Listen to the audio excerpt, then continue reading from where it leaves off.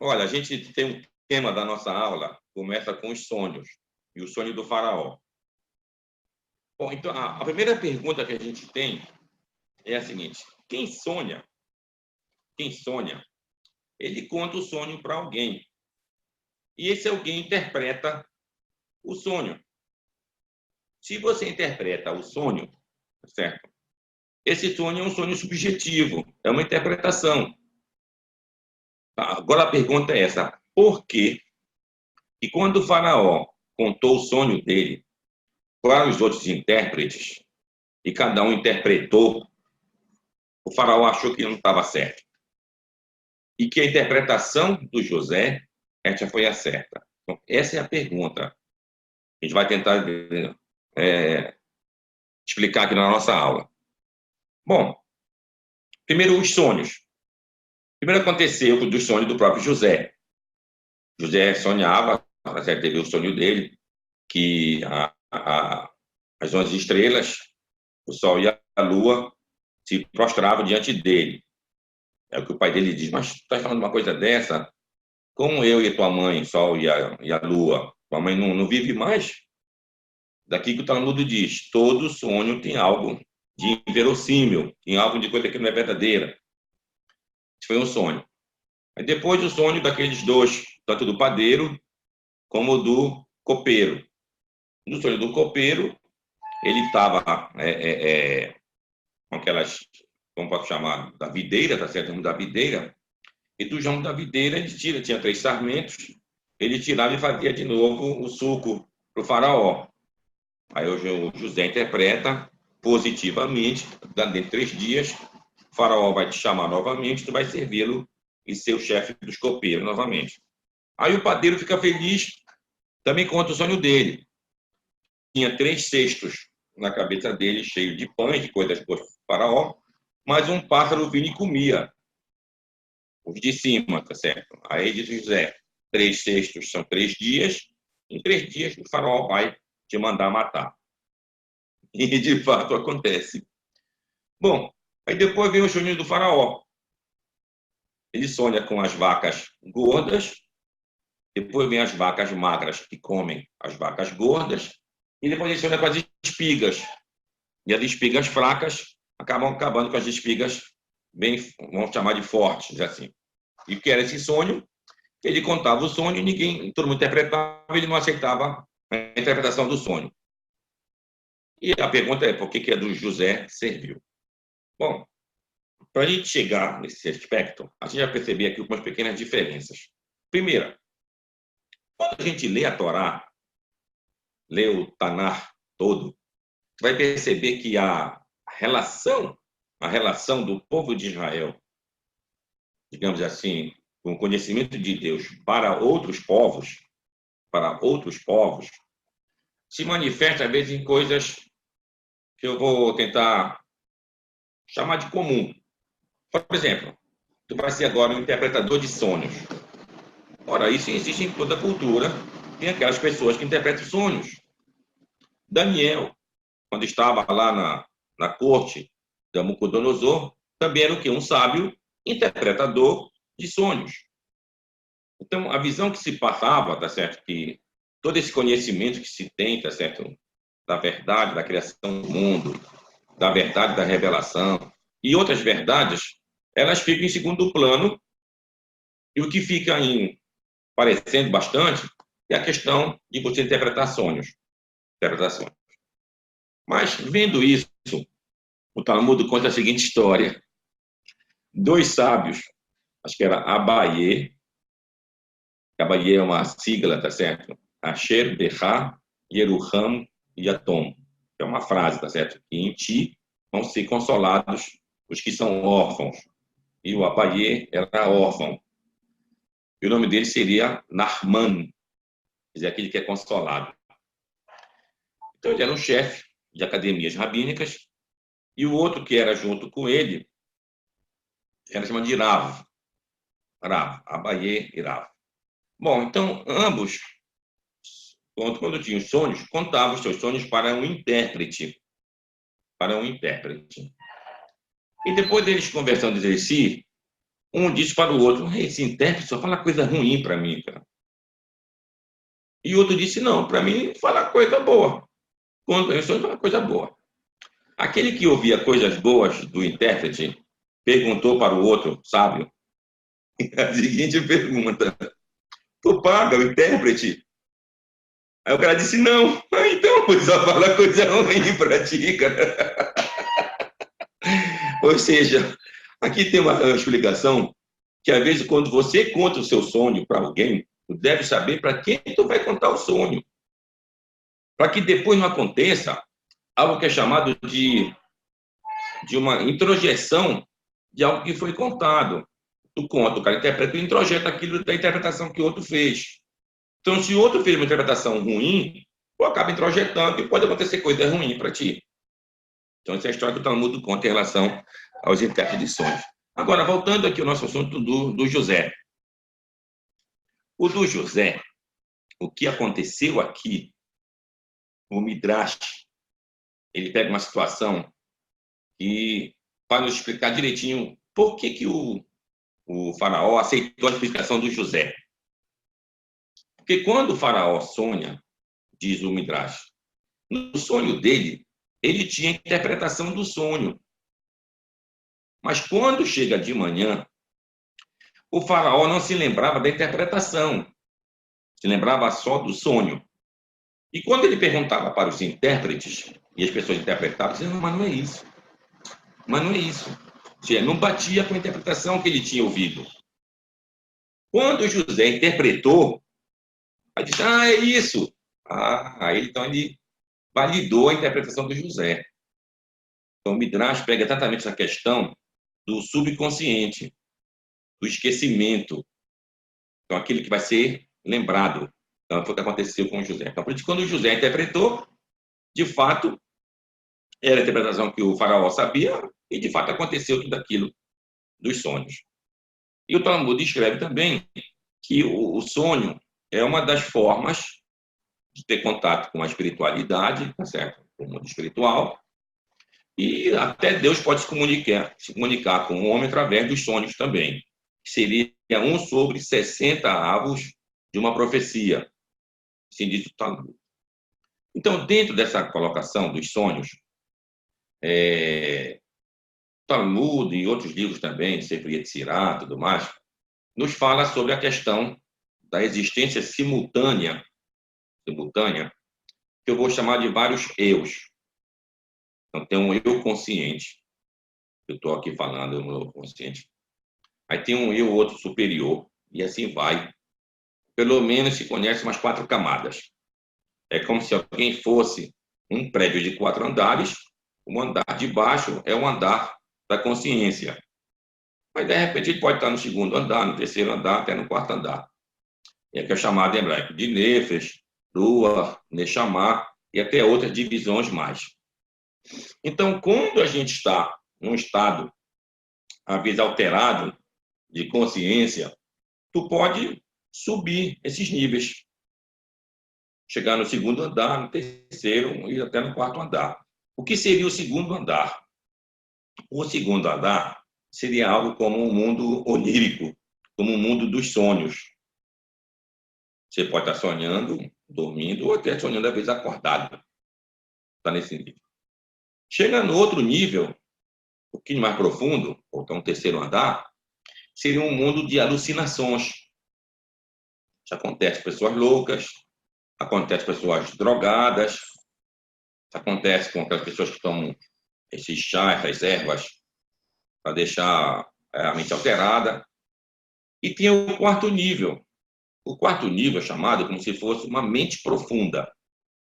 Uma mente profunda. E de lá, tu está, de fato, no mundo espiritual.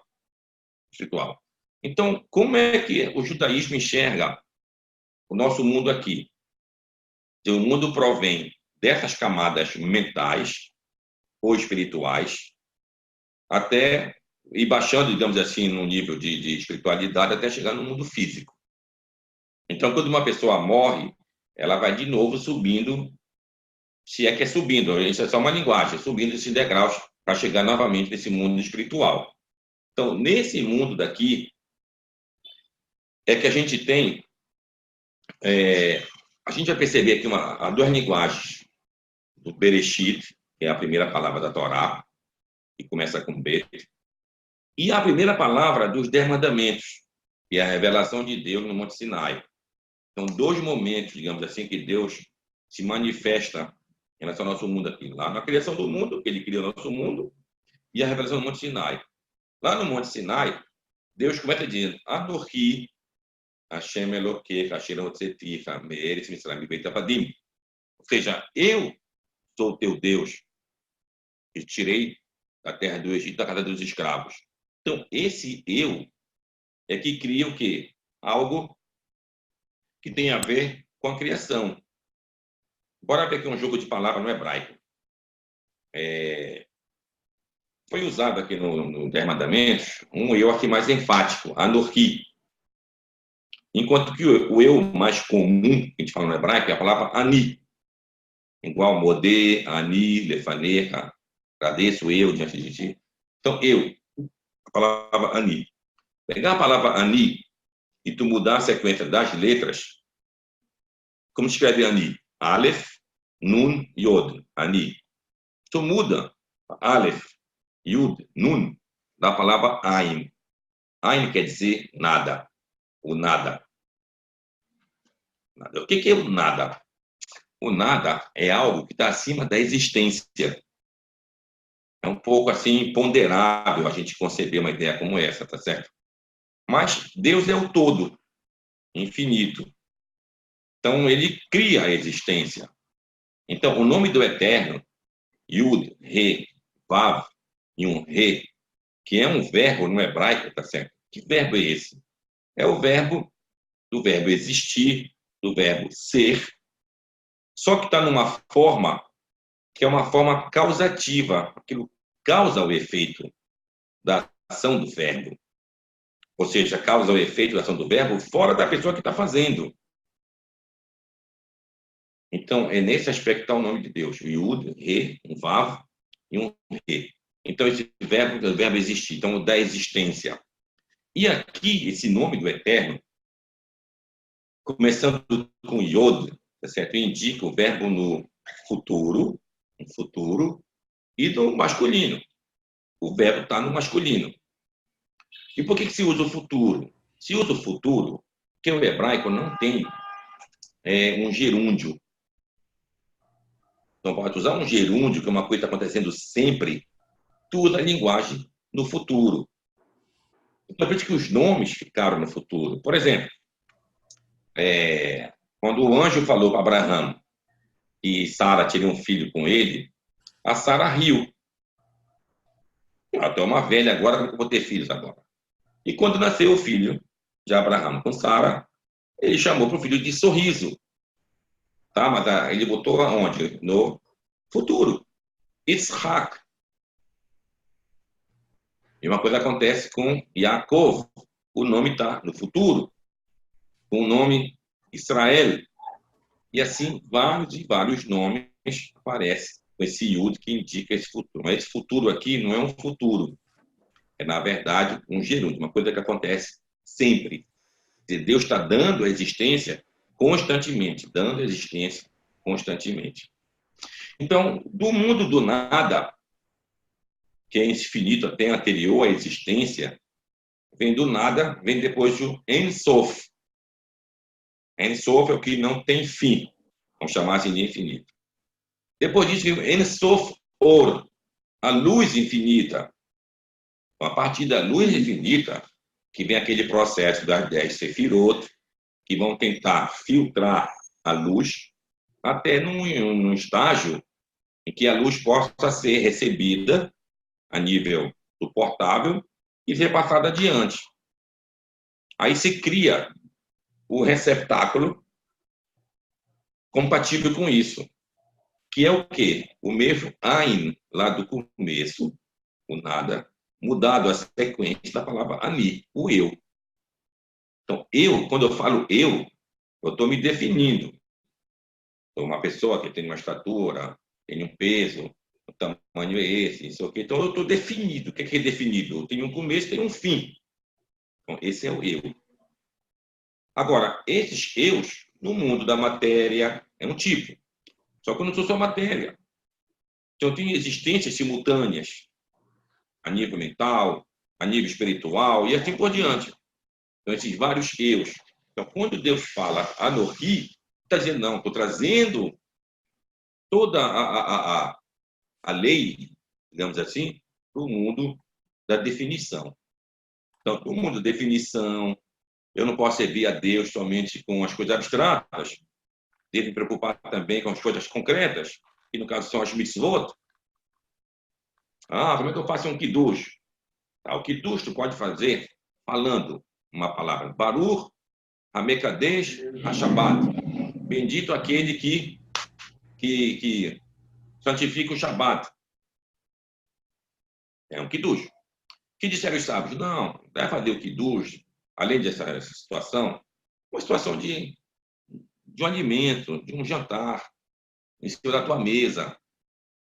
Aí toma um vinho, que alegra o coração do homem e alegra a Deus, como fala lá o versículo lá em Juízes. Como é que alegra a Deus? O serviço divino e alegra a Deus. Então você vai e toma o seu vinho. Aí você vai comer pão. Então tudo esse serviço, fazendo concreto, essas mitzvot, é que faz com que eu possa me definir. Tem um começo, tem um fim, e assim servir ao eterno Deus. Mas tudo isso me leva a um retorno. Qual é o meu retorno? É o retorno para a minha fonte. Minha fonte não é do mundo pequeno, definido. É do mundo indefinido, do mundo infinito. O mundo aqui que ultrapassa um tipo de existência. Então, é isso que a gente tem em relação. Quando pessoas que têm uma capacidade de adentrar nesses outros mundos, mundo onírico, mundo da alucinação, mente profunda, o que é falado por aqueles 4 sábios, Rabi Akiva, Rabi Elisha Ben Abuyá, Ben Azai e Ben Zomar, são os 4 que entraram no Pardes. O que é o Pardes? É uma linguagem que está enveredando pelos caminhos do conhecimento. E o conhecimento foi através da subida, digamos assim, desses mundos espirituais. Então, se passou pelo mundo dos sonhos, se passou pelo mundo de várias alucinações, até que chegaram na mente profunda. Aí tem que ter o poder de ir e o poder de voltar. Só Rabi Akiva conseguiu ir são de mente e voltar sua mente realmente em bom estado. Elisha Abuyá viu que viu do outro lado e acabou desacreditando nas coisas daqui da terra, do próprio Deus. O outro não conseguiu voltar e o outro ficou perturbado mentalmente. Isso que é uma lição para nós de como se dá realmente um trabalho, tá certo? De você ir num mundo como esse. A gente pode ver muitas coisas lá que podem abalar o nosso mundo aqui. Pode ver muitas coisas lá que podem abalar o nosso mundo. O que eu posso ver lá? Eu posso ver várias coisas que podem botar em xeque a minha crença. Fica lá, eu vejo um ser, eu sei diz que Deus não existe, não sei o quê, tem controle sobre a minha vida. Isso só uma pessoa fraca que pode me abalar espiritualmente. Por isso que é dito que é preferível, não é obrigatório, que é preferível que alguém, depois dos 40 anos, passe a ter um conhecimento mais aprofundado em cima do que seria esse conhecimento, que é o sodo, que é uma coisa mais profunda da Torá, que vem através do Sefer Yetzirah, Sefer Habahir, o Zohar. E o Zohar, além dos comentários de cada perachá que ele traz, tá certo? Dentro do Zohar, tem 3 livros importantes lá. O Iderá Rabá, que seria a grande reunião, que era Rabi Shimon Bar Yochai, junto com 10 sábios. Depois tem o Iderá Zotá, a reunião menor, e depois ficou o Rabi Shimon Bar Yochai com 7 sábios. E tem também o Sifra de Tzniuta. Sifra é o mesmo que Sefer em hebraico, em aramaico. De Tzniuta, Semiut. Semiut, nesse contexto aqui, quer dizer equilíbrio. O livro do equilíbrio. Então, lá que ele vai explicar, vai esmiuçar como é o mundo espiritual, como foi esse processo que Deus fez, digamos assim, da baixada do infinito até chegar nesse mundo finito aqui, processo das Sefirot, tudo para chegar no nosso mundo. A gente ter a capacidade aqui de poder receber essa luz infinita, poder aplicá-la aqui no nosso mundo. E quando a pessoa morre, ela volta para essa fonte lá. É o que disse o Salomão lá em Eclesiastes. Que Deus dá o espírito e no final o corpo vai para baixo da terra, tá certo? E o espírito volta para Deus. Agora, quando ele volta para Deus, a gente tem que entender uns conceitos que fogem um pouco à nossa visão de compreensão. O que eu quero dizer? Ora, quando a gente nasce e eu estou estabelecido num corpo, e eu vivo 70 anos, 80 anos, 100 anos, 120 anos, eu estou acostumado com o meu corpo. Então, eu crio uma ideia da minha autodefinição. Eu começo aqui e termino aqui. Mas quando eu volto para o mundo espiritual e saio dessa definição física, pergunta agora, até quando eu vou poder me autodefinir? Eu começo aqui, termino ali. Então, aí que eu vou fazer parte depois da mente maior, vamos chamar assim, que é a mente do Criador. Então, isso nos volta de novo lá para Bereshit. Bereshit, Bara, Elohim, Et Hashamayim, Be'et Haaretz. Isso aqui é justamente a primeira frase, primeiro versículo da Torá. E Bereshit, a palavra Bereshit, B, quer dizer em, no, na, Reshit. Reshit é o começo. Mas de onde vem a palavra Reshit? Da palavra Rosh. Resh, Aleph, Shin. O que é Rosh? Rosh é a cabeça. Rosh Hashanah, cabeça do ano. Rosh Chodesh, cabeça do mês. E assim, Rosh quer dizer o cabeça. Mas na cabeça de quem? De Deus. Então, a cabeça de Deus é uma referência à mente de Deus. Então, na mente do Criador, que é criado os céus e a terra, todo esse mundo que a gente conhece aqui. Então, nessa mente infinita, nessa mente onisciente, onipresente do eterno, se cria o mundo que a gente conhece. Então, nós somos fragmentos dessa mente.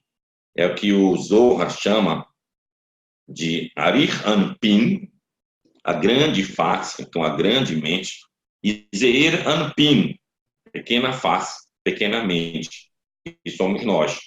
Então, a gente brota daquela grande mente, vem a nossa pequena mente. Então, quando alguém morre, tu vai ser inserido novamente na grande mente.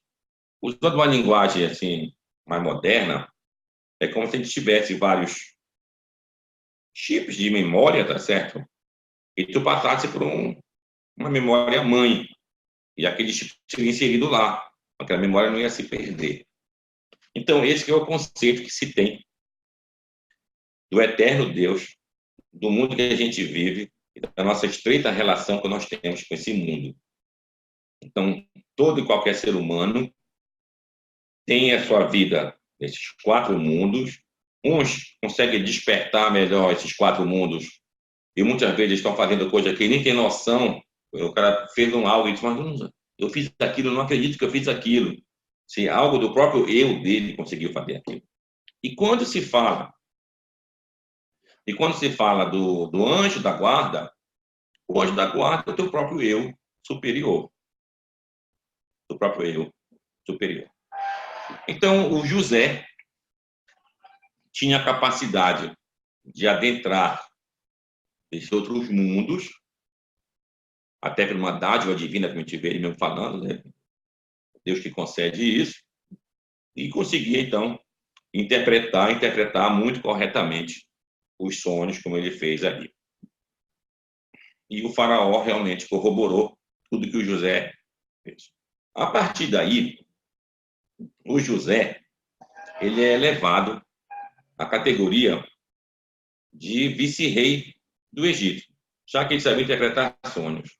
Ele sabia o que ia acontecer com o Egito. Aí disse o faraó, então, vai em tuas mãos agora aqui todo o Egito. E assim o José recebe o nome egípcio, que está na Torá escrito. O nome é Safenat Paneah. Vários sábios, vários rabinos, vários rabanim, vários hachamim, interpretaram essa palavra como se fosse uma palavra, digamos, hebraica. Então, Safenat, da palavra Safon, Safon quer dizer algo que está oculto, e Paneah, de um verbo lefanear, decifrar. Então, aquele que decifra o que está oculto, no caso, o José. E o José se casa com uma mulher, tá certo? Chamada Asenat Bat Potifera Kohen On. Então, Asenat, uma mulher egípcia, filha de um sacerdote, chamado Potifera Kohen On, num lugar, lá no Egito. Bom, aí, vamos tentar entender essa história aqui exatamente. O nome Asenat, o nome hebraico, bom, o Midrash vai e comenta quem seria Asenat, a mulher de Yosef. Esse é o comentário do Midrash. Lembra que a gente falou antes que você tem aqueles vários níveis de interpretação? Tem um nível literal, a gente lê que Asenat era uma egípcia. Tem o nível de Remes e tem o nível de Midrash. Então, o Midrash está contando que essa mulher que era egípcia, na verdade, ela não era egípcia. Ela era a sobrinha de Yosef. Como se dá isso? O Midrash conta. Lembra aquela história de Judá e Tamar? Melhor, não é essa história, a história de Diná e Shechem.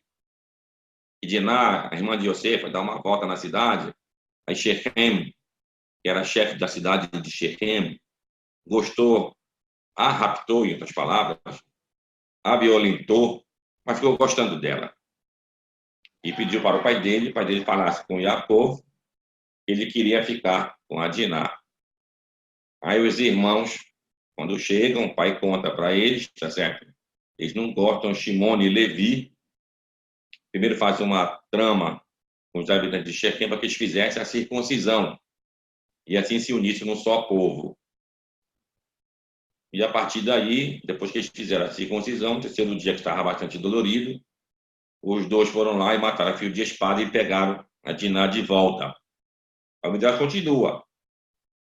Quando a trouxeram de volta, ela estava grávida. Estava grávida. Dessa gravidez, nasceu uma filha. E ela, com medo que os irmãos não aceitassem a filha dela, ela doou a filha dela. Mas ela teve a filha dela embaixo de uma sarça. Como é sarça em hebraico? A palavra senê. Ela disse, senê, o nome da minha filha vai ser Asenat, como se fosse da sarça. Aí ela doou a filha dela. E rodou e chegou até o Egito. E ela virou como se fosse uma filha de criação do Potifar. O Midrash vai contar como que José a encontrou. José saiu com uma carruagem do Egito. Aí ele disse, olha, as mulheres querem se casar comigo que jogam os seus pertences. E a partir dos pertences eu vou ver quem é a melhor mulher para se casar comigo. Entre os pertences estava um cordão, tá certo? Que a mãe tinha colocado na filha dela ao ser doado. E aquele cordão lembrava um símbolo do pai Yaakov, de Jacó. Aí ele pensou, isso aqui é da minha família. Assim que o Midrash diz que ele casou com a Senat. Mas saindo do Midrash e voltando para o literal, você vai entender aqui o que são esses nomes. Safenat, Paneah, o que é Asenat, a mulher de José, Bat Potifera, Kohen On. Aqui a gente vai perceber a verdade da Torá no seguinte aspecto. Se ela fala do Egito, ela tá usando aqui coisas que tinham de fato no Egito. Então, o faraó, quando ele deu o nome para o José, Safenat-Paneah, o que ele queria dizer aqui? Uma palavra em egípcio. O que é Safenat em egípcio? Safenat em egípcio é o que a gente pode até procurar pela internet e ver. Uma das divindades do Egito.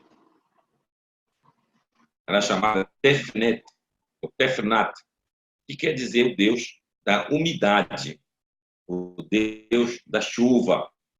Então, como se estava na seca, e o Faraó estava preocupado com isso, o já tinha alertado sobre a extensão de seca, então, e o já está dando a solução, ele é o Deus da umidade. E a palavra panear, que é escrito em hebraico, P, Ain, Nun, Het. Ain, Nun, Het, Anear, é o que chamam de Anr. Anr, em escrito assim, numa linguagem mais comum, é A-N-K-H. Então, A-N-C-H, que é um símbolo egípcio que representa a vida. É um círculo, um T-vinho. Então, esse círculo, um T, representa a vida. Então, o Deus da umidade que dá a vida. Então, isso era o José. E o que seria Asenat, a mulher de José, sendo o nome também egípcio? Nat, ou Net, é o Deus do céu. Tefnet é o Deus da umidade, da chuva, mas só Net, ou Nat, é o Deus do céu.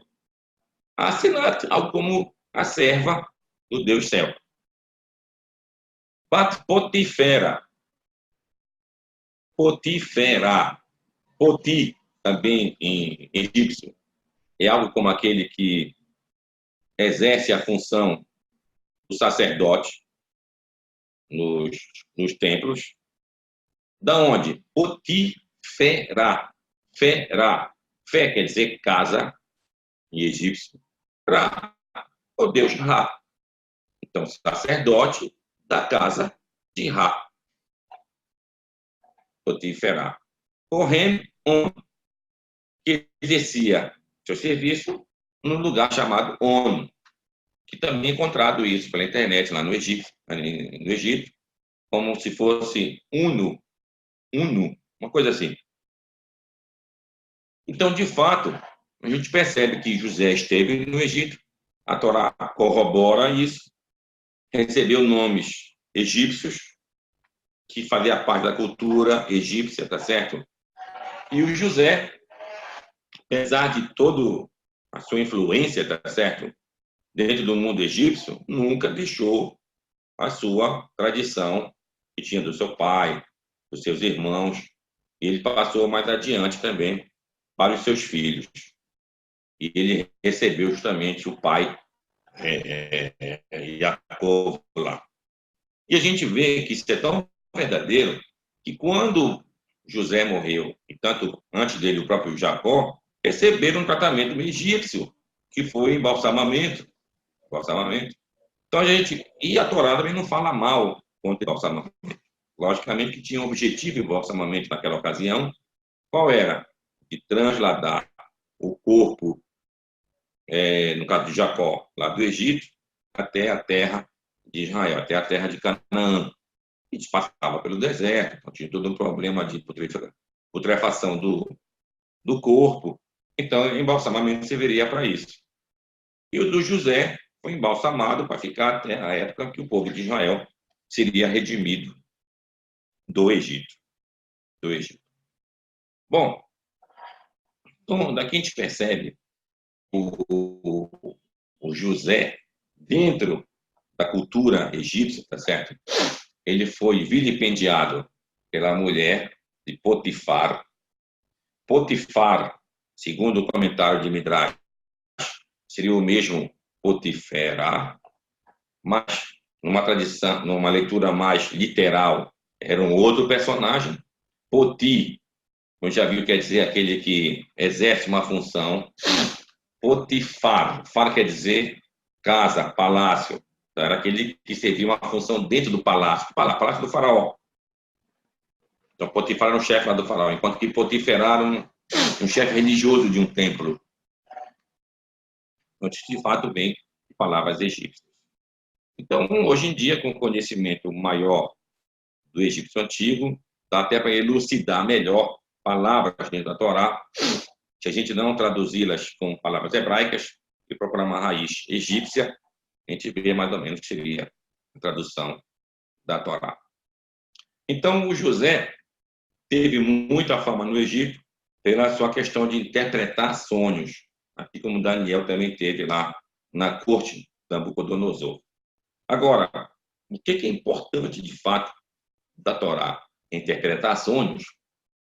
Não, a gente viu aquela história do Talmud, os dois sábios estavam conversando e viram que isso não é a importância.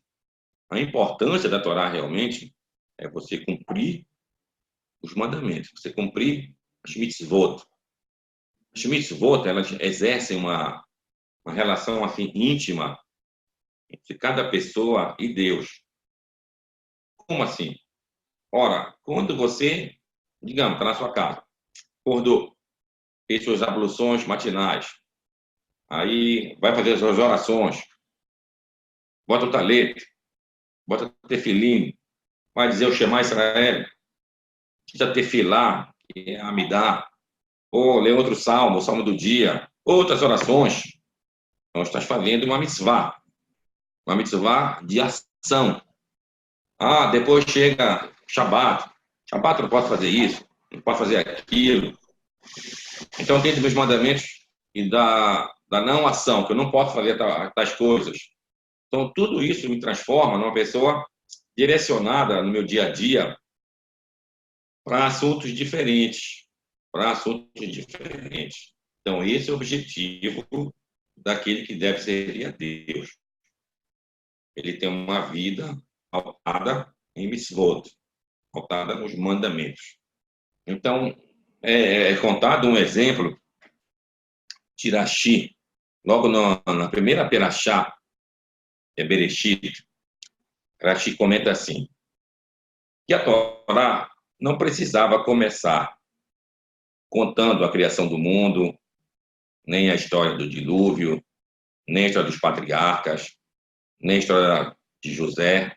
Bastava começar a Torá contando com o povo saindo do Egito. Que lá nós temos a primeira mitzvah da Torá, foi para o povo. Está no capítulo 12 de Êxodo. Este mês será para vós o princípio dos meses, que vai falar sobre o mês da primavera, que é o mês que acontece Pêssar. Então, esse é o primeiro mês. Então, o Rashi comenta lá, por que a Torá começa com a criação do mundo? O que tem de importância nisso? O Rashi está vivendo na França no século XI. Ele diz, não, para que os povos do mundo não digam que o povo de Israel está tomando uma terra que não lhes pertence. Aí deve ser mostrado que a Torá está vendo aqui, ó. Deus criou o mundo inteiro. A terra pertence a Deus. E como está dito aqui, Deus nos deu essa terra aqui. Então, a preocupação do Urashi naquela ocasião, tá certo? Morava na diáspora, não se tinha, digamos assim, uma possibilidade plausível de um retorno para a terra de Israel, de uma redenção do povo de Israel. Era já falando isso. Agora, o que a gente vai ver que é melhor aqui é o seguinte. Tá, do primeiro versículo de Bereshit até o capítulo 12 de Êxodos, quantos versículos existem? São 1.820 versículos. 1.820 versículos. Isso corresponde à palavra Bereshit. Bereshit, se a gente soma os valores numéricos de Bereshit, Bet vale 2, Resh vale 200, Aleph vale 1, vai dar 913. 913. Mas tem um outro método de você somar. Como é que é outro método? Outro método é assim. A letra bet. Mas eu vou somar o bet. Agora, como eu escrevo a letra bet? Com que letras? O próprio bet e outro tav, bet. Então, em vez de valer 2, já vale 412. Resh. Como é que eu escrevo resh? Resh yud shin. Então, não vale mais para 200. Resh vale 200, yud é 10, shin é 300. Dá 510. Isso eu vou somando. Se eu somar Bereshit dessa maneira, vai dar 1820. Então, da palavra Bereshit, está me indicando, a Torá não começa aqui. A Torá começa lá no capítulo 12 de Êxodo, 1820. Aqui eu vou te dar um preâmbulo, contando a criação do mundo, como se deu tudo isso, a formação da humanidade, a formação especificamente do povo de Abraão, do povo de Isaac, do povo de Jacó, até chegar depois lá no princípio da saída do Egito, que é o objetivo da entrega da Torá no Monte Sinai. Então, tudo isso vem a partir desse conhecimento que se tem da Torá, esse que é a importância que se quer de um conhecimento. Não é você interpretar sonhos. Interpretar sonhos é uma... Não que não tenha validade, tem validade também. Mas não é esse o objetivo. O objetivo só tem valor se é para você, se é uma pessoa melhor, se é para você, de fato, guardar os mandamentos e ter principalmente o respeito para com seus semelhantes. Por que eu falo isso? Eu falo isso porque, muitas vezes, infelizmente, vê pessoas que se debruçam sobre o estudo da Torá e sobre o cumprimento das mitzvot, mas não se tornam pessoas boas. Se tornam pessoas mesquinhas, se tornam pessoas soberbas, pensam que são melhores do que as outras. Tem que ter tudo o contrário. Se eu estou me aproximando de Deus, é porque eu sou pequeno. Eu reconheço a minha pequenez. E estou aqui para pedir perdão, misericórdia de Deus. Esse que é o objetivo. Ah, não porque eu sirvo a Deus, eu sou melhor daquele que não faz nada. Ele só quer... Ninguém sabe. Tanto isso não é verdade que ninguém sabe, que quando a Torá escreve, os sábios escrevem, quem vai para o Jardim do Éden, ou quem vai para o Guerrinão, para o inferno, lá não é dito aquele que cumpre, aquele que não cumpre. É usando uma outra expressão. Azeite da Guerrinão, aqueles que são atrevidos, vão para o inferno, e Boshet Panim, e aqueles que têm vergonha na cara, que vão para o Jardim do Éden. Vergonha na cara é outra coisa. Então, essa que é a diferença básica. Agora, eu conhecer, ao estudar a Torá, e fazer realmente um cumprimento dos mandamentos, para eu ter uma melhor vergonha na cara do meu comportamento. Então, esse que é o objetivo do estudo. Se eu conseguir interpretar sonhos, também com o objetivo de estar ajudando. Então, essa que é a ideia que se tem da verdade, do que é falado dos sonhos. Então, a Perachá, entre outros assuntos, a gente tomou como tema base a questão dos sonhos. Então, os sonhos têm a sua importância, estão num nível um pouquinho mais acima do nosso nível de consciência, mas está muito abaixo em relação ao que é o mundo da espiritualidade verdadeira. Bom, eu vou terminar aqui a questão do nosso estudo da Perachá, vou passar um pouco logo para o nosso assunto de Hanukkah. E depois fica as perguntas, tanto para um como para outro. Em Hanukkah, já começa agora dia 22, domingo à noite, vai ser a primeira noite de Hanukkah. Hanukkah é uma festividade que não está na Torá, ela aconteceu depois da Torá. E a gente vê que o fervor com aquela família, principalmente daqueles Kohanim, daqueles sacerdotes, os macabeus, fez com que eles se levantasse de fato levantasse de fato uma defesa do povo de Israel. Então, isso ia acontecer em Hanukkah. O que provocou tudo isso? Ora, tínhamos voltado do exílio da Babilônia, Ciro, da Pérsia, tinha permitido nosso retorno para a terra de Israel. Ciro é mencionado nominalmente no livro do profeta Yeshayahu, capítulo 44 e 45, e ele disse, olha, agora pode voltar para a nossa terra e reconstruam o vosso templo lá.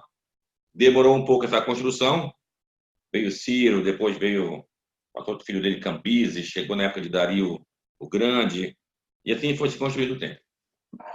Bom, a gente não tinha uma independência total, tínhamos uma semi-independência, mas podíamos fazer o serviço do templo, sacerdotes, de Torá, tinha isso. Depois veio Alexandre o Grande, acabou com o Império Persa, até o princípio ainda foi amigável com o povo de Israel. Alexandre o Grande, é contada uma história que Alexandre o Grande, ao chegar em Jerusalém, queria entrar no templo, e aí, iam deixar ou não iam deixar o Alexandre entrar no templo? Ele entrou, e foi até a parte só onde o sacerdote entrava. Tirou aquela paróquia, aquela cortina, chegou, não viu nada lá dentro, já que no segundo templo não estava a arca sagrada. Aí, o que vocês adoram? O nada? Vou mandar colocar aqui uma estátua minha, para vocês adorarem.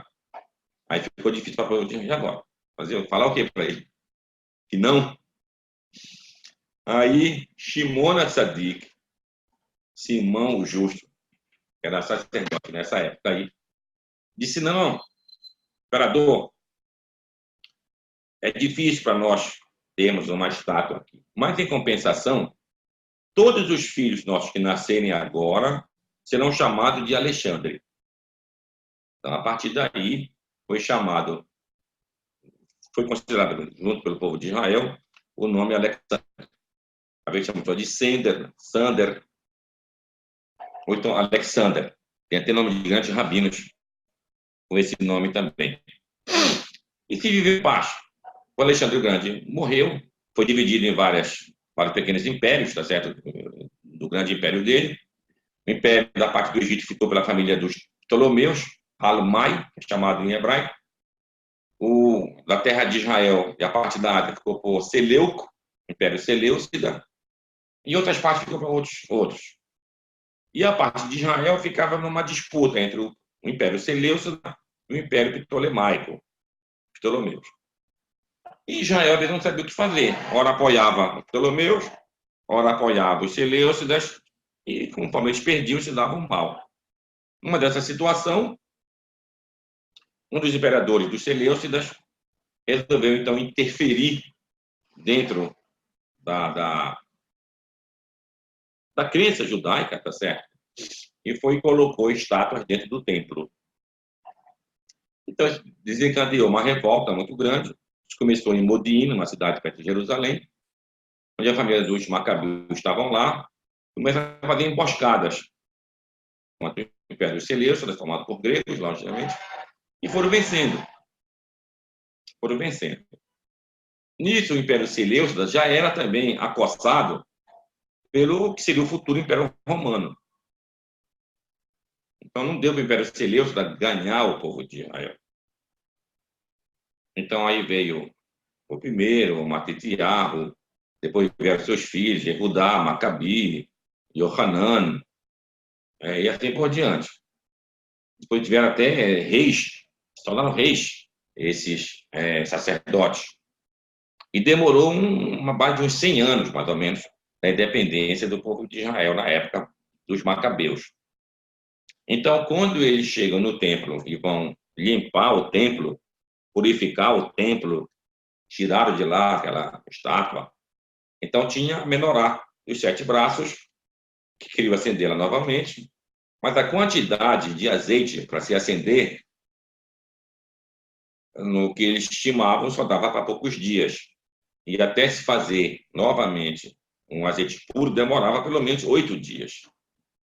E aí foi feito um milagre que demorou 8 dias a menorar acesa e deu tempo de fazer os outros 8, os novos outros azeite, e assim ter azeite para acendimento da menorá. Então, em lembrança desse milagre da menorá ter ficado acesa por 8 dias, a gente celebra a festa de Hanukkah. Hanukkah quer dizer inauguração, onde se lê o Salmo 30, Mismor, Shir Hanukkah, Habayit, Le David. Compôs o rei Davi um salmo da inauguração da casa, no caso, a casa de Deus, que Davi compôs. E a cada noite pode acender uma vela só. Ou então fazer uma mitzvah, assim, digamos, mais gloriosa, mais bonita, tá certo? A cada dia tu vai acrescentando uma vela a mais. Então, num dia tu acende uma vela, segundo dia 2 velas, terceiro dia 3 velas, e pode até chegar a 8 velas. E para que te não considere que tu acendendo essa vela para um uso comum, e se tu acendendo a vela para poder mostrar o milagre que aconteceu, tá certo? Que é o serviço a Deus a partir daí, então eu tenho uma vela a mais, que eu boto num nível mais alto, chamado um chamash, tipo um serviçal. E assim, se por um acaso alguém se utilizar daquela vela da Hanukkah, não, estou utilizando a vela do chamash. Então, originalmente, o chamash é aceso por último, já que era feito através de azeite. Depois, com o uso de vela de cera, o que fala os canarutos deve atender o chamash por último. Mas tem alguns, não há dúvida, que dizem que pode ser aceso também com chamash. Mas isso é, se for de vela. Se for de azeite, não tem como se acender através do chamash. Então, o modelo que o Shanaru escreve é aquele de acender sempre por último, o chamash. Agora, quando devo acender? Que horas? A partir do anoitecer. Em geral, devo fazer o acendimento dessas velas com o objetivo de Pirsumei Nissa, de propagar o milagre. Então, devo colocar na janela ou na porta da minha casa para que as pessoas que estão ainda voltando para suas casas possam enxergar e vejam esse acendimento.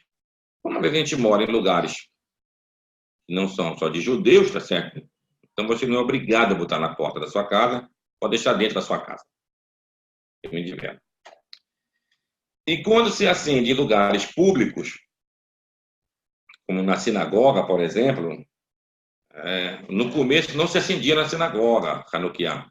Hanukkah, a festa de Hanukkah, é uma festa, digamos, da família. Então, como estabelece o Shulchan também, basta acender uma Hanukkah por todos os membros da família. Inclusive, se o membro da família estiver viajando, não tem importância, se você acende na casa, está servindo para ele lá fora também. Mas tem outros que seguem outra opinião, não, que cada um acenda a sua Hanukkah. Assim segue geralmente os Ashkenazim. E também uma outra colocação é se eu posso acender a Hanukkah elétrica. Elétrica. É lógico que originalmente, vamos dizer assim, se acendia de azeite, depois passou a se acender de cera, vela de cera, e depois veio a pergunta, e elétrica, eu posso acender? É um mundo mais recente. Então aqui os sábios se dividem, muitos acham que tu não pode acender uma Hanukkah elétrica, e outros que não chega a ser a maioria, mas outros acham que tu pode acender, sim, uma vela elétrica, uma Hanukkah elétrica. Tem, por exemplo, o famoso Yitzhak Shmelkes, que é do século XIX, até do século XX. Ele tem um livro chamado Beit Yitzhak, Shelot Shuvot, ou seja, perguntas e respostas, um livro de responsa, assim se diz. Lá ele fala sobre essa questão. Diz, não, se tu conseguir o objetivo, que é Pirsumei Nissa, que é a propagação do milagre, através de uma menorá elétrica, pode acender eletricamente também. Outro, Um sábio do Marrocos também, Rabi Yosef Messas, ou Meshash, não, tu pode acender normalmente uma Hanukkah elétrica. Na minha opinião pessoal, eu já acho melhor acender uma Hanukkah elétrica. Eu temo pela questão da segurança.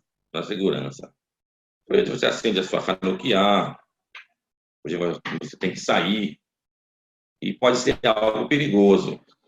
Há 2 anos atrás, se não me engano, acho que foi em Nova York isso, uma casa pegou fogo lá e todos morreram lá, e era Hanukkah. Acenderam as velas da Hanukkah. Provavelmente uma casa de Ashkenazim, cada um deve ter acendido a sua Hanukkah, tá certo? Então, de modo que é um perigo. Então, mas aqui tem nada. Se alguém pode acender com vela, pode acender com vela. Pode tomar cuidado justamente com a segurança. E se for acender com. É a mesma coisa, o mesmo processo. Ele diz a benção, quando for ele enrosca a lâmpadazinha lá, e conforme os dias. 3 dias, a terceira, segunda e a primeira. Por último, chamaste. Aí vai. O quarto dia, a quarta, terceira, segunda, primeira, por último, chamaste. E depois de ler, que está no livro, depois ler o Salmo número 30. Então, isso é a mitzvah de Hanukkah. Durante a Tefilá, ele tem leituras específicas para cada dia de Hanukkah. É na Perashá Nassau, que é a segunda Perashá do quarto livro de Bamidbar. Lá ele vai ler as ofertas que cada um dos príncipes, dos Nessiim de Israel, de cada tribo, traziam para a construção do tabernáculo. Como Hanukkah representa uma reinauguração do templo, então tu lê a inauguração primeira, lá da época do deserto, que foi o tabernáculo. E se lê também o Halel. Halel é o Salmo 113 até o Salmo 118, que é um grande louvor a Deus. Então tu lê por esse milagre que aconteceu na terra de Israel. E Hanukkah, principalmente, representa o seguinte: olha, enquanto em Purim a gente teve uma luta contra uma destruição física, igual como aconteceu na Segunda Guerra Mundial, uma destruição física, tá certo? Em Hanukkah a gente tinha uma destruição espiritual. Queriam abalar os alicerces da crença no único Deus. Mexer no calendário, mexer na Torá, adicionar coisas. Então, esse que é o grande perigo, esse que é o grande perigo que nós temos para as ideias, tá certo? Que partem muitas vezes de judeus, tá certo? E que causa muito problema para o povo de Israel. Por exemplo, vou dar assim, uma pequena pitada desse assunto. O assunto do Messias. Assunto do Messias. A Torá oral, ela comenta bastante sobre a questão do Messias. O Messias, somente pode procurar, uma cerca de Sanedrim, lá a partir da página 92, sabe, Aleph, sabe, Bet, se fala bastante sobre a questão do Mashiach, Messias. E a opinião mais abalizada lá no final é trazida em nome de Shemuel. Não é o profeta Samuel. Shemuel é um sábio da época do Talmud. E ele diz, e isso serve de halachá, como está no Rambam, assim, em Ben Haolam Rabá, não, Ben Haolam Azeh, Yemot HaMashiach, Ela Shiabud Shel Malkuyot. Ou seja, não há diferença entre o nosso mundo e o mundo dos dias do Messias, a não ser a subserviência do povo de Israel a outros povos. Ou seja, quando o povo, a diferença é que o povo vai ser independente. E o povo de Israel é independente, está vivendo Yemot HaMashiach. Se o povo de Israel não é independente, está sob a tutela que tu não está em redenção, tu está em Golá, ou seja, em exílio. em dispersão, em opressão, em outras palavras. Então, como dentro da história do povo de Israel surgiu vários falsos messias ou vários pretensos messias, tá certo?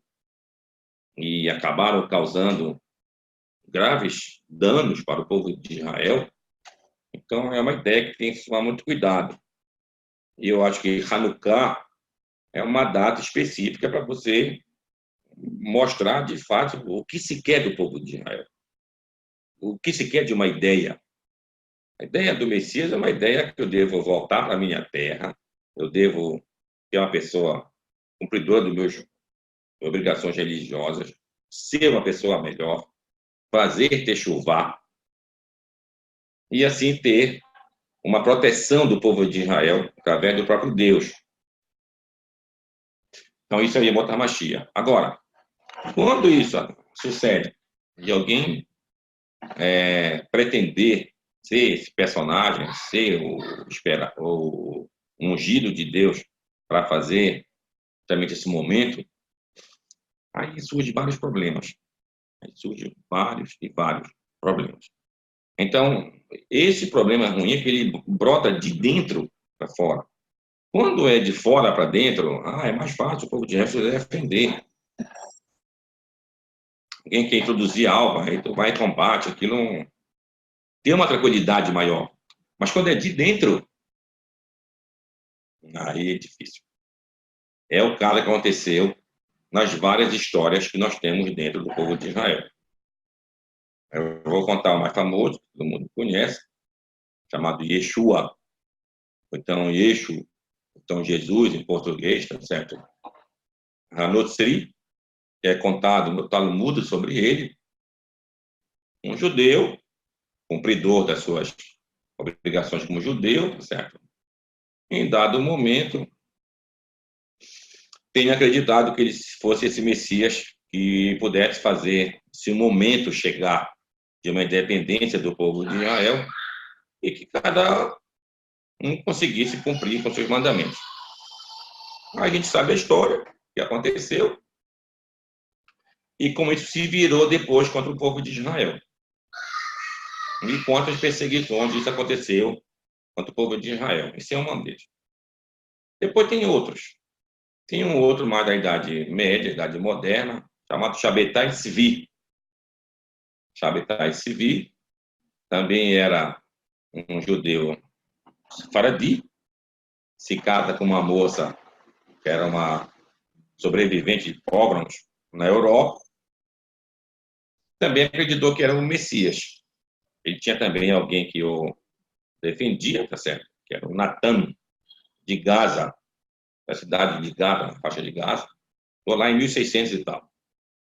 E assim ele saiu, mandaram cartas para todas as comunidades do mundo inteiro, olha, que o Messias tinha chegado, que a redenção iria acontecer, e foi uma alegria muito grande para muitos judeus. É natural.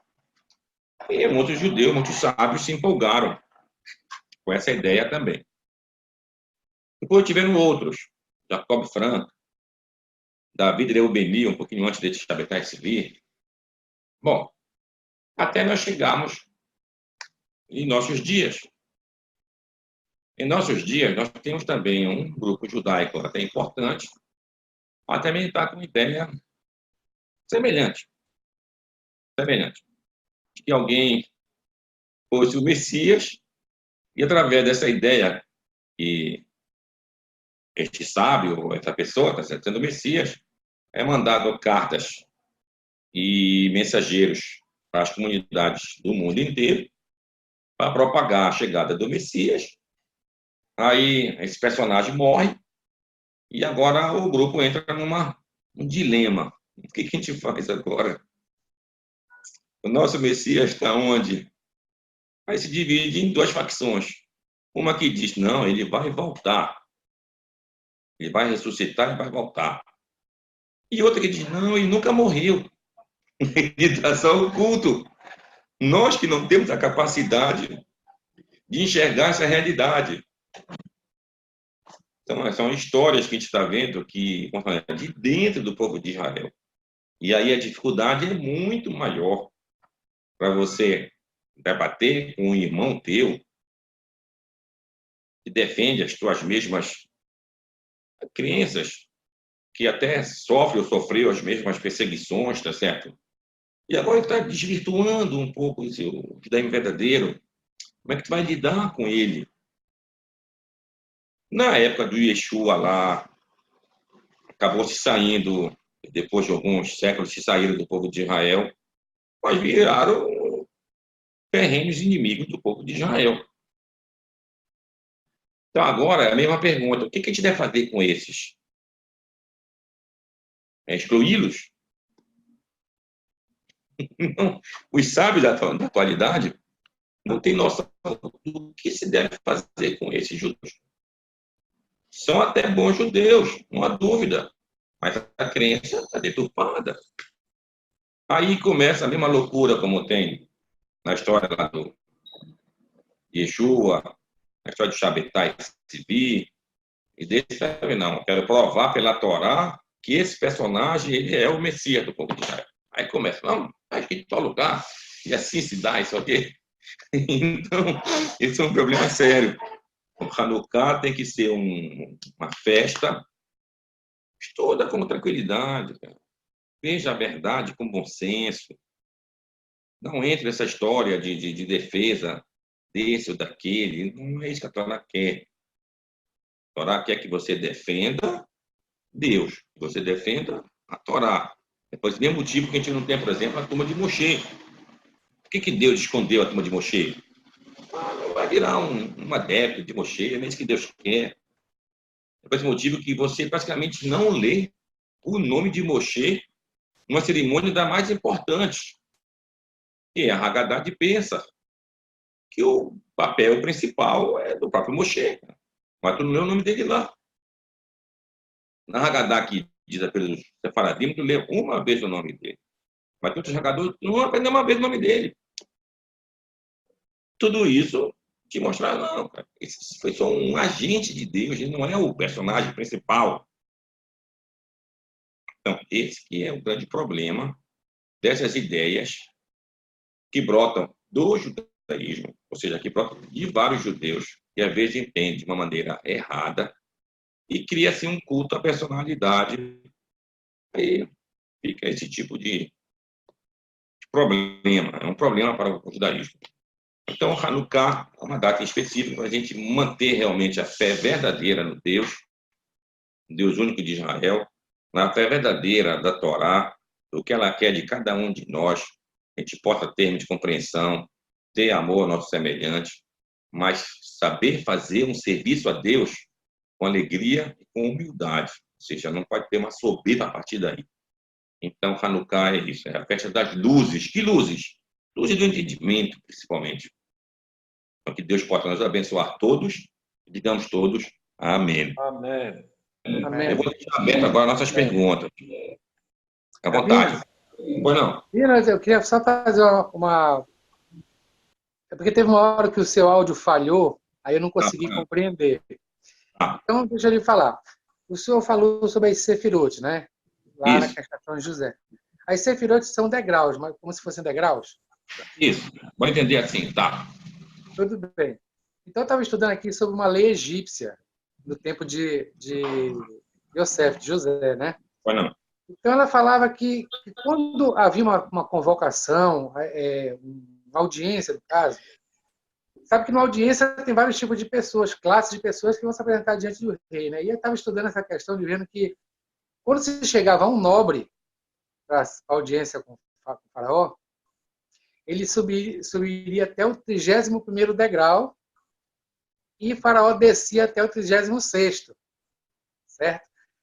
E uma pessoa comum, né, ela subiria até o 3º degrau e ficava distante de faraó. E uma pessoa que ela era considerada brilhante, gênio naquela época, ele tinha direito de subir até o 70º degrau e ficar frente a frente com o faraó. Correto? E o senhor falou também uma questão, é a questão da simplicidade. Pessoas que cumprem a Torá e tudo, mas não deixam aquela, digamos, arrogância, orgulho, esse tipo de egoísmo. né? Isso aí eu consegui ouvir o senhor falando. Isso. Então, veja bem, será que, porventura, né, José, ele, de uma forma ou de outra, ele cumpria isso aí, certo? E, de repente, esses degraus que estão diante de Faraó, porventura, podem ser colocados de uma forma talvez literal, entre o Faraó e José, porque ele fala que a lei fala que ele subiu só até o terceiro grau, ele ficou na humildade, ali naquele jeito dele, simples. Ele não ousou. Ele sabia do potencial dele. A gente sabe que ele falava vários idiomas, que ele era brilhante, mas será que isso não é uma lição? Será que esses degraus já não é uma forma de ensinamento para a gente aprender a ter humildade desde já? É verdade. Olha, o José, que tem até uma história longa na Torá, é um personagem com uma história longa. Acharia um grande exemplo. Ele tem principalmente a questão da humildade e a questão do autocontrole. Autocontrole. O José é tido como uma pessoa, era um jovem belo, jovem muito belo, e ele suportou, digamos assim, as tentações do mundo, como a história da mulher de Potifar, por exemplo, tá certo?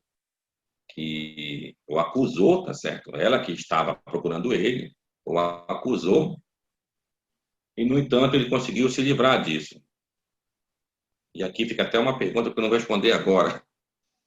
Se ele foi acusado pelo Potifar, olha, pela mulher, para o Potifar, logicamente que o Potifar ia acreditar em quem? Na mulher dele, e não num escravo. Sendo assim, por que o José não foi morto? Mas eu vou deixar aberto, que vai ter outra pera-chá para a gente debater esse assunto. E o José não foi morto. Mas a verdade é, de fato, que o José tinha uma grande humildade, tá certo? E ele, quando recebeu o pai dele, a honra toda que ele fez para o pai dele e para os irmãos, é uma coisa impressionante. Os irmãos, quando pedem perdão para ele, tá certo? Ele diz, não se preocupe, tudo foi veio de Deus, cara. Deus quis que eu viesse aqui adiante de vocês, que providenciasse comida e serviço realmente aqui de base para vocês. Então, esse entendimento é fantástico. Rabino, é fantástico. Em 40 minutos, o leque que só abriu, só abriu um leque muito grande. E, assim, pelo que eu já li, pelo aquilo que eu já participei, tem coisas assim fantásticas aqui. Por exemplo, só falou sobre Zerampim, né? E na Seudat Shlishi, nós temos o personagem que fala, né? A reza, né? É a Tiquino, né? Que fala, né? A Zerampim, a Tika Kadishá, Kahalta Purim Kadishim, né? Tem uma cerimônia que ele tá muito presente nela aí. É muito interessante isso. Uma outra coisa interessante também, uma outra coisa interessante também que o senhor falou aí é sobre a questão da acusação de José, né? Porque a mulher de Potifar, ela ficou com a túnica dele. Será que ele tirou? Será que ele tirou? Ou será que ele não tirou? Será que tiraram dele e ele deixou? Isso é uma boa discussão também, não é? É verdade. Não é uma discussão também. É verdade, é uma discussão. Olha, eu não vou responder agora ainda, porque, como eu falei, isso vai ser tema de uma outra, a nossa pera-chá. Um assunto fantástico. O que de fato aconteceu com o José nesse momento? E tem várias perguntas. Se de fato ele ficou sem roupa, ficou na mão dela, por que duvidaram dela? Manda matar o José, ele era um escravo somente. Fantástico. É isso aí, seu Luiz. Com certeza a gente vai esmiuçar. Muito legal. E outra coisa interessante é o nome que ele recebe egípcio, né? Que é Tsifun, né? O senhor falou, né? Tsifun. E tem na cerimônia a cerimônia da Páscoa, tem aquele pedaço da quebra da matzá, que é a quebra do pão do meio, que é o tsafun, que é o escondido, né? Exatamente. É escondido. É a palavra mesma. Tem alguma... Está muito bem. A palavra é a mesma. Pois A é, palavra é a mesma. exatamente. Tem alguma conexão com... A palavra safona quer dizer o norte, tá certo? O norte quer dizer algo que está escondido. Sim, Aí se diz assim, no seguinte aspecto. Eu sou orientado, por exemplo, pela nossa mente, que está aqui dentro, digamos assim. a Mas Nefesh, está em hebraico de matspun. Matspun é a consciência.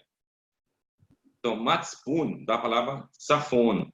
Então, safon. como o norte é orientador, né, o norte que vai me nortear, como se fala em português, tá certo? Então, da palavra safono, dessa parte do oculto aqui que está me norteando o que eu devo fazer. E aí a palavra mesma também lá que foi usada para José. Se a palavra é em hebraico, safenat, seria a palavra safun, que é a mesma que é usada na realidade de Petra, que é escondido o pão das crianças. Bem Porque, lembrado. na verdade, ele está escondido, né? José está escondido dos irmãos, né? Na verdade, José estava escondido dos irmãos e ele acabou sendo importantíssimo. Né? Representa o que acontece com o povo de Israel fora da terra de Israel, aquele que tem contato com os outros. A gente percebe aqui, ele teve uma vida, como posso dizer, interagiu com o mundo egípcio de uma maneira... Ou seja, tem muita dificuldade. No próprio livro de... A gente pode fazer uma relação com, por exemplo, porque ele foi Mashiach para o povo. Ele foi o Exatamente. salvador do povo. Que Exatamente. trouxe, né? Ele trouxe o povo para que ele não perecesse, né? E é Exatamente.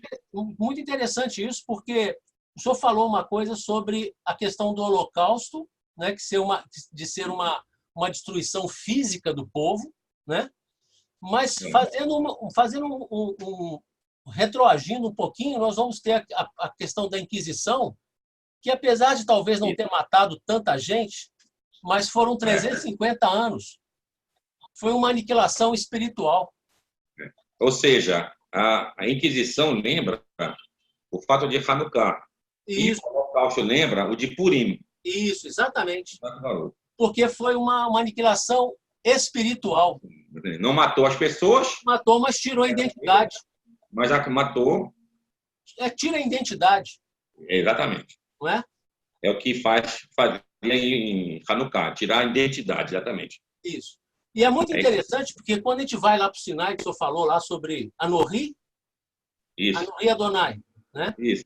Todo o povo escutou, né? Todo o povo chutou, exatamente. O que estavam ali e aqueles que não estavam também. É Não é? verdade. É isso aí. Talvez seja por isso que a nossa alma judia esteja clamando muito para voltar agora. Com certeza. O que trata da alma É. vai buscar, não importa quanto custar. E não importa o tempo também, né? É isso mesmo.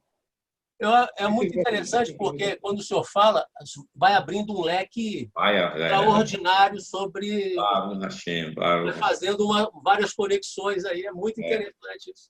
É muito Na verdade, quando a gente estuda também a Torá, que a gente vê, que os sábios escrevem, ele escreve um assunto aqui, aí ele mesmo diz, não, isso é tudo em relação com aquele Perachalá e seguir adiante. Aí que o tempo volta, é impressionante. Uma conexão. Mágico. Não dá para estudar Bereshit sem ir para Deuteronômio, né? Sem ir para Devarim. Com certeza, com certeza. Fico muito feliz com essa ressonância de conhecimento que leva e traz, com certeza. É muito bom. Eu não gostaria de perder nenhum shiur, mas assim, se fosse ontem, eu perderia. Pois é, isso foi Deus hoje. ajudou. Né? Graças a Deus foi hoje. Tentei abrir, aqui, não consegui, não entrava som, de jeito nenhum. É isso mesmo. Falando sobre isso, Deus diz assim, quando você se aproxima de Deus, Deus se aproxima de você também. Então é o caso, né? Está se aproximando. Ainda bem que a internet não funcionou ontem. Verdade. Casaco valor, meu amigão. Casaco valor.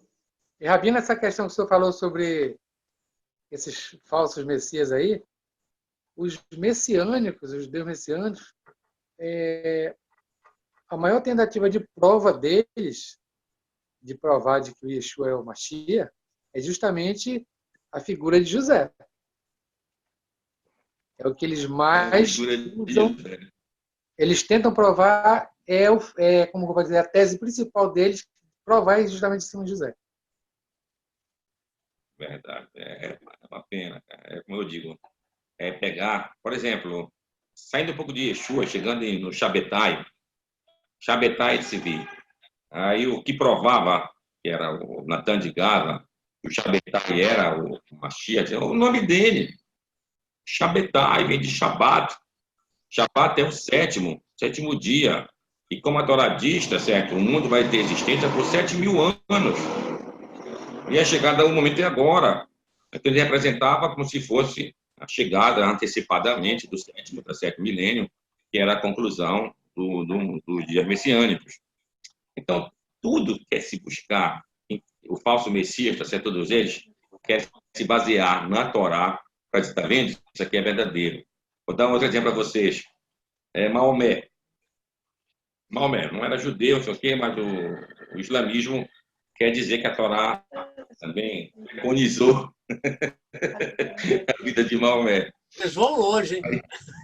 Aí eu estava assistindo um vídeo, tá certo? Alguém fez uma pergunta, mas Maomé não está na Torá.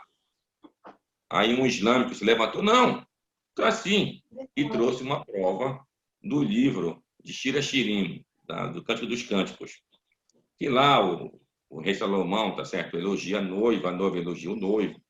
Uma das passagens, Kulô Mahamadim, a noiva falando que todo, no caso o noivo, Mahamadim é coisas desejosas. Mahamadim? Mahamad é Maomé. Então, que todo ele era desejo. Interessante. Todos vão querer provar, não, está na Torá, está vendo? Aqui. Então, esse é o problema da questão do falso Messias. Eles vão acabar se convertendo ao judaísmo desse jeito. Vai chegar o momento. Vai chegar o dia. Tem calma. De tanto ler a Torá para provar que Maomé é o Messias. Exatamente. Começa assim. Quer provar? Quer, então. Vai ler. É isso mesmo. Valeu.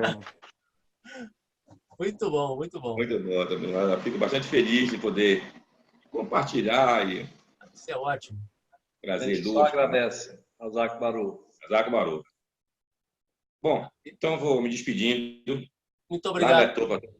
Lália Tov, Rabino. Muito boa aula de hoje. Obrigado, né, seu Ulisses. Lália Tov, Rabino. Shalom, shalom. Lália Tov, Rabino. Shabbat shalom a todos aí. Shabbat shalom. Até quarta-feira.